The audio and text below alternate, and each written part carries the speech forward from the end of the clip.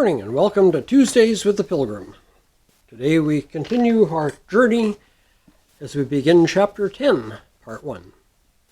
Hopeful joins Christian. Now I saw in my dream that Christian did not have to go very far by himself. He was joined by one whose name was Hopeful, being made so by observing the examples of Christian and Faithful in what they said and did during their sufferings at the fair. The two of them entered into a covenant with one another, vowing to be companions.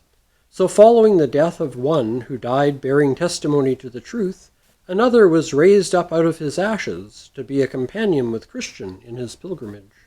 And Hopeful related to Christian that before long many more people from the fair would set out to follow them. The pilgrims meet Mr. Byans. Not long after they left the fair, I saw that they overtook one who had been traveling ahead of them.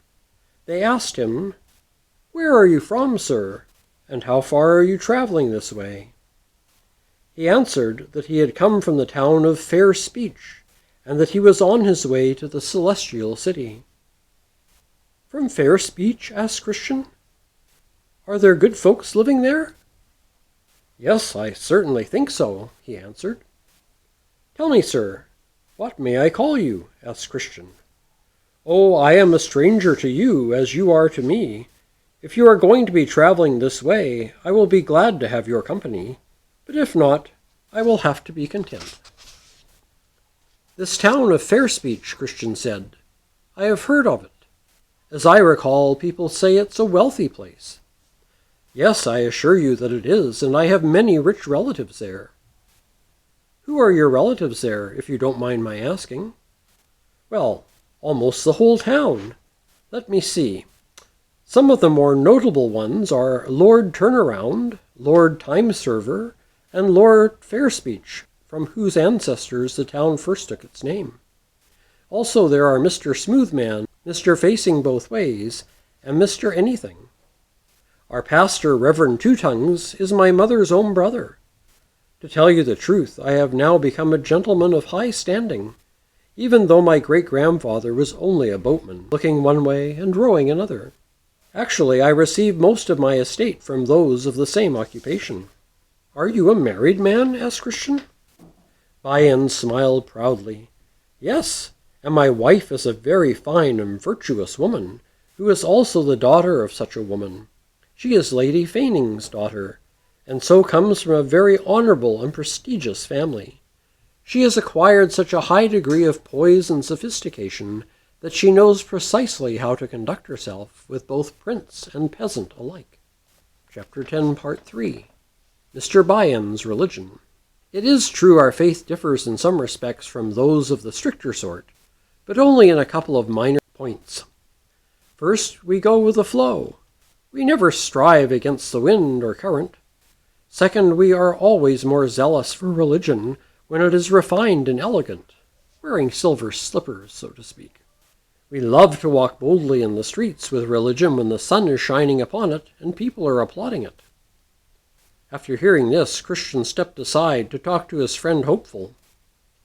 It dawns on me that this man may be Mr. Byans, from Fair Speech. If it is, we are in the company of as tricky and deceitful a person as lives in all these parts. "Well, ask him," said Hopeful. "I don't think he will be ashamed of his name."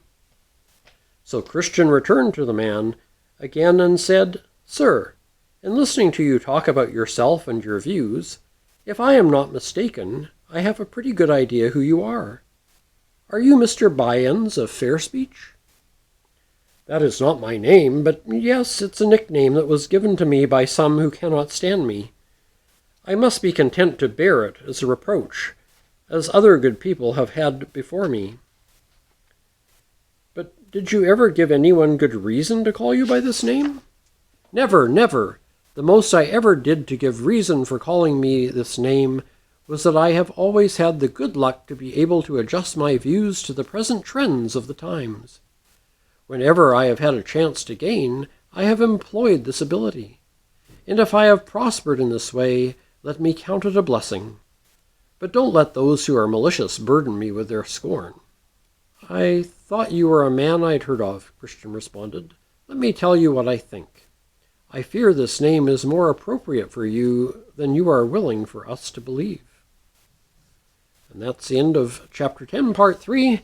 Next week we will continue our journey with Chapter 10, Part 4 and 5. They must part company and Mr. Byan's 3 friends. So until then, take care, stay safe, and God bless.